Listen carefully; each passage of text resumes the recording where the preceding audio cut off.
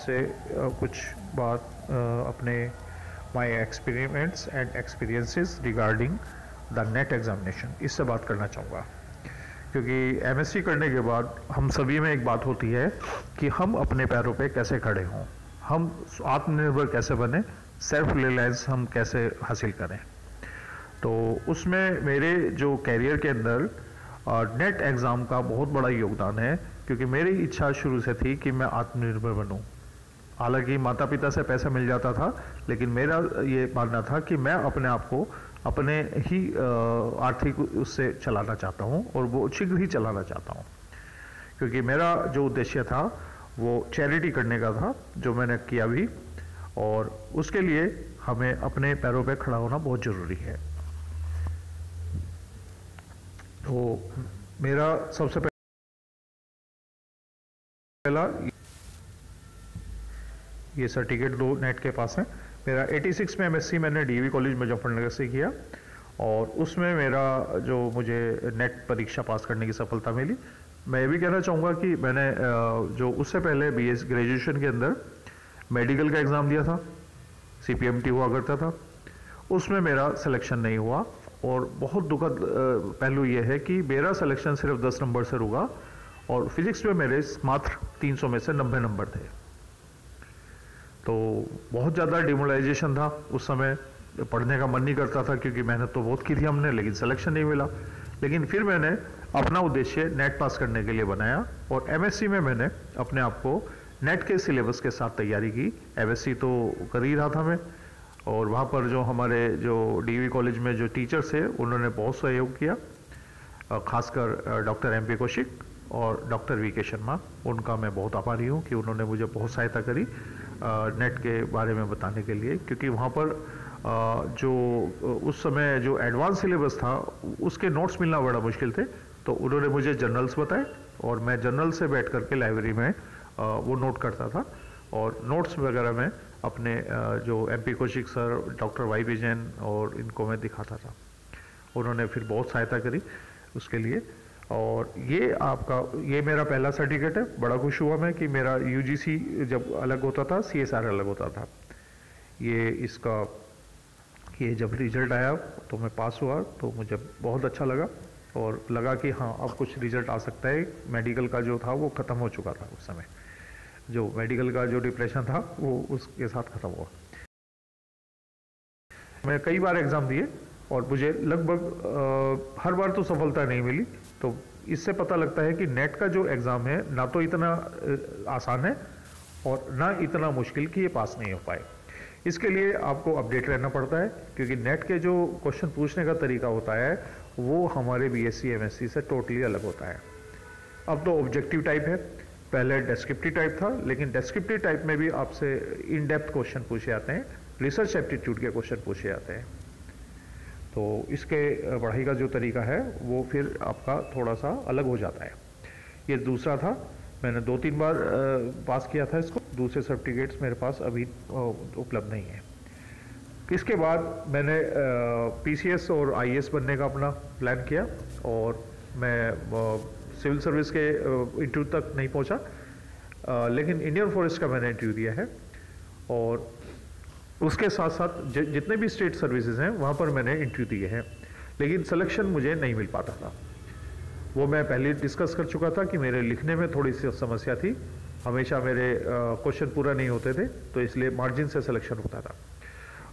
उसके बाद फिर मेरा जो सिलेक्शन हुआ वो राजस्थान पीसीएस में हुआ, और मैं वजह की बात बताता हूँ कि मैंने 2 बार वहाँ पर इंटरव्यू दिया, दोनों बार मुझे सिलेक्शन मिला, और दोनों बार मेरे लिखित जो रिटन मार्क्स थे वो 1300 में से 771, 771।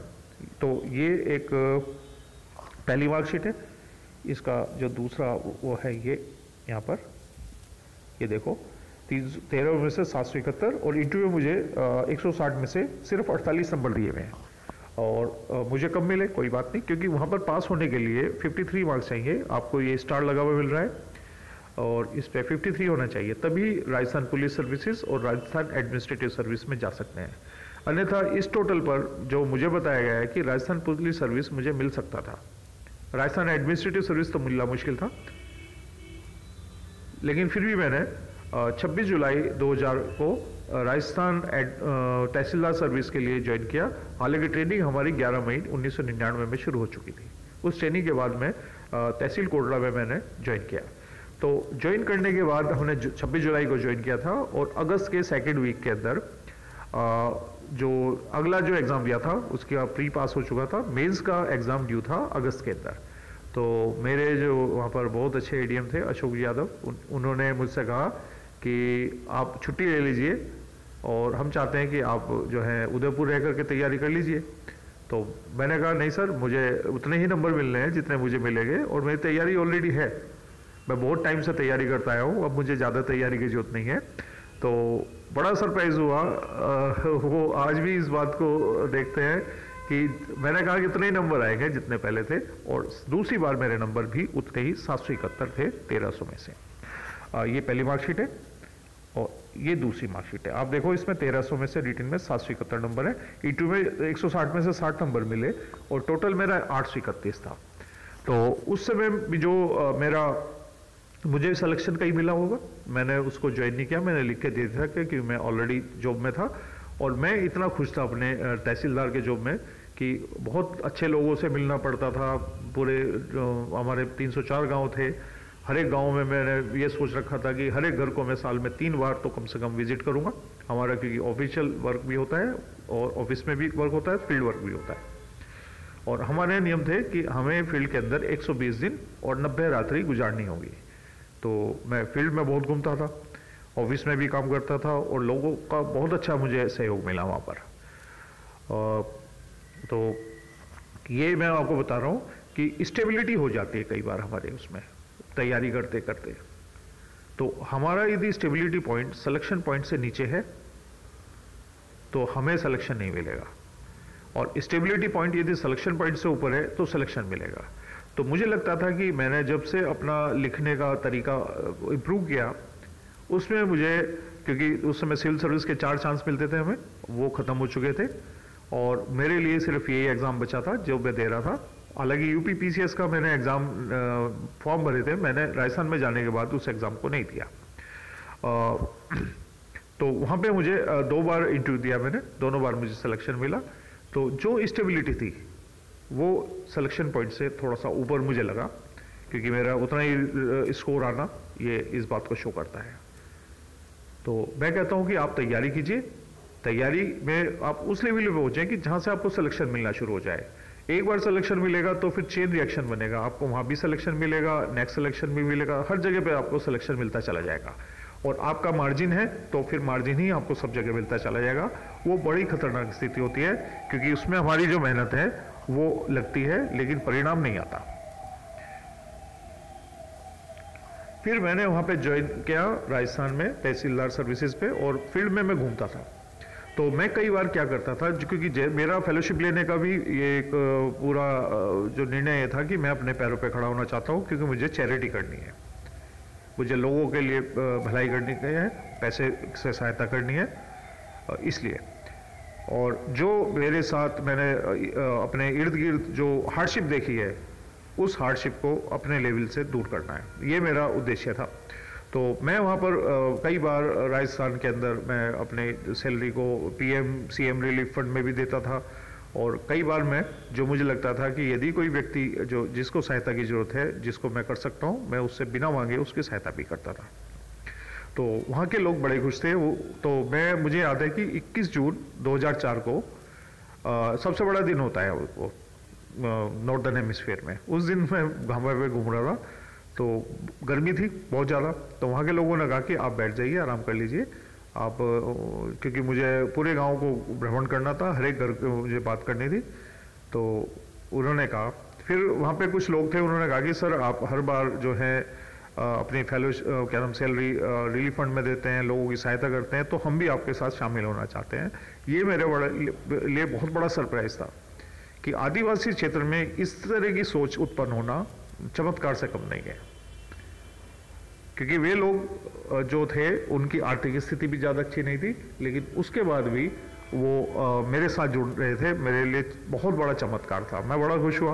मैंने कहा ठीक है, आप ऐसा करते हैं कि कालाहांडी है उड़ीसा के अंदर, हम वहाँ के लोगों के लिए क्यों ना भेजें, कि हम अपने राजस्थान और अपने इधर के जो नॉर्दर्न इंडिया उसके लिए क्यों करते हैं। तो उस समय मुझे याद है मक्का बोने का टाइम था, तो वहाँ के जो प्रधान थे, ग्राम प्रधान, सरपंच बोलते हैं वहाँ पर, उनसे मेरी बात हुई। मैंने कहा आप ऐसे कीजिए, आप 10 उन्नतिशील ऐसे किसान जो मतलब अपना भरण पोषण कर सकते हैं और अपने आस पड़ोस को भी आप खुश रख सकते हैं, आप अपने खेत में थोड़ी सी मक्का इस बात की वो है कि आपको उड़ीसा के अपने भाई बहनों के लिए भेजनी है और हम सहायता करेंगे आपकी पूरी। तो उन्होंने इसी बात के लिए उन्हें फसल बोई कि जब हमारी फसल होगी तो हम वहाँ पर उड़ीसा भेजेंगे। और उसके बाद दिवाली के टाइम उन्होंने कुछ सहायता दी, कुछ मैंने अपने वेतन में से मिलाया और हमारे तहसील कर्मियों ने भी सहायता दी और हमने 10,000 का ड्राफ्ट अपने जिला कलेक्टर के द्वारा कालाहांडी जिला कलेक्टर को भिजवाया। तो ये तो खबर थी वो जो वहाँ के प्रधान ने निकलवाई थी और ये पूरे राजस्थान में फ्रंट पे छपी थी ये खबर। इस पे मुझे बहुत सारे वो मिले, अपने संदेश मिले कि अच्छा काम किया। और ये एक लेटर है जिसके जिला कलेक्टर उदयपुर ने मुझे प्रेषित किया था कि आपकी जो सहायता राशि हमने वहाँ पहुँचवाई है, और कवरिंग लेटर जो है ये, तो इसकी मैंने एक फोटोकॉपी करा ली थी, वो लेटर ये है। अच्छा, फिर दूसरी बात आती है कि जब हम पढ़ते हैं तो ऐसा कहीं नहीं होता कि हमें किसी सर्टिफिकेट की जरूरत ना पड़े, और सर्टिफिकेट बनवाने का काम बड़ा मुश्किल होता है। मुझे याद है कि पौंडीचेरी मेडिकल के लिए जब मैंने अपना नेशनलिटी सर्टिफिकेट बनवाया तो मुझे इतनी समस्या का सामना करना पड़ा कि मैं नहीं बता सकता। और जो कठिनाई और जो एक रैश बिहेवियर मुझे देखने को मिला, उससे मैंने सोचा कि यदि मुझे काम करने का मौका मिलेगा तो मैं स्टूडेंट्स के फेवर में हमेशा काम करूँगा। ज़्यादातर अधिकारी सोचते हैं और करते हैं। तो मैंने क्या किया कि वहाँ पर मुझे याद है कि छुट्टियों का टाइम था, 2-3 दिन की लगातार छुट्टी आ रही थी और उसी समय वहाँ के स्टूडेंट्स की एडमिशन की लास्ट डेट थी। तो उस समय मैंने अपने पूरे स्टाफ से बात की कि भाई मैं ये चाहता हूँ कि हम छुट्टियों में काम करेंगे और हम स्टूडेंट्स के सर्टिफिकेट बनाएंगे ताकि स्टूडेंट्स हमारी तहसील में आकर के वापस ना जाए, क्योंकि एक बार आने का मतलब है बहुत दूर से स्टूडेंट आते हैं, उनका खर्चा होता है, परेशान होते हैं, और फिर हम उनको क्यों परेशान करें। जब उनका एडमिशन का टाइम है हमें थोड़ा देख लेना चाहिए। तो मैंने अपने स्टाफ से बात करी, उन्होंने सहमत दिखा थी और हमने एक कैंप लगाया था उस 2 दिन के लिए, और उसका हमने पेपर में निकलवाया कि छुट्टियों में भी तहसील कार्यालय में काम होगा। और उस समय हमने लगभग 300-350 के करीब सर्टिफिकेट्स, जिसमें आय प्रमाण पत्र, जाति प्रमाण पत्र और दूरी के प्रमाण पत्र ये जारी किए। और बहुत अच्छा लगा। जो मेरे साथ सर्टिफिकेट बनवाने में कठिनाइयाँ आई थी उनका मैंने जो स्टूडेंट को मृदु आवास कराया कि इस तरह से भी काम होता है। स्टूडेंट बहुत खुश, वहाँ पर बड़े अच्छे तरीके से उन्होंने व्यवहार किया और आराम से उन्हें आने के साथ 2-3 मिनट में ही हमने पूरे सर्टिफिकेट बना दिए, क्योंकि स्टूडेंट को ज़्यादातर फॉर्मेलिटी कराने के लिए पटवारी रिपोर्ट, सरपंच रिपोर्ट्स वगैरह इसकी भी जरूरत नहीं पड़ी कि उनको उनके पास जो डॉक्यूमेंट्स थे, क्योंकि पटवारी सब अपने रिकॉर्ड लेके बैठे हुए थे, जो भी उनको वो चाहिए रिपोर्ट के लिए डॉक्यूमेंट्स, और उसमें हमने मोहर लगा दी थी केवल शैक्षणिक उस सर्टिफिकेट के लिए, क्योंकि वो सिर्फ शैक्षणिक स्तर के लिए बनाए गए थे, तो इसलिए हमने उस पर एक मोहर लगाई थी। तो ये छुट्टियों में भी तहसील में काम किया, क्योंकि और हमें करना भी चाहिए। और मैं कई बार अपनी जो सैलरी थी उसको रिलीफ फंड में देता था। तो वहाँ पे एक पत्रकार थे, उन्होंने सब कलेक्शन करके उसको एक पेपर में निकाल दिया। तो उस समय मुझे याद आया कि मैंने लगभग अपने जो कैरियर था, मैं 99 में मैंने ट्रेनिंग शुरू की थी 11 मई, और 2008 में मैंने जॉब छोड़ा था। और ये बात है शायद 2007 के आसपास की बात है, 2007-2008 की बात है ये। तो उस समय ये आया कि मैंने लगभग 97,000 विभिन्न अवसरों पर मुख्यमंत्री, प्रधानमंत्री सहायता कोष या अन्य उसके अंदर जो सहायता में मैंने अपने वेतन को उपयोग समर्पित किया, और मुझे बहुत अच्छा लगा। मैं यही चाहता था कि मेरे पास अपनी अर्निंग हो, अपना मेरे पास प्लेटफॉर्म हो, ताकि मैं लोगों की सहायता कर सकूं।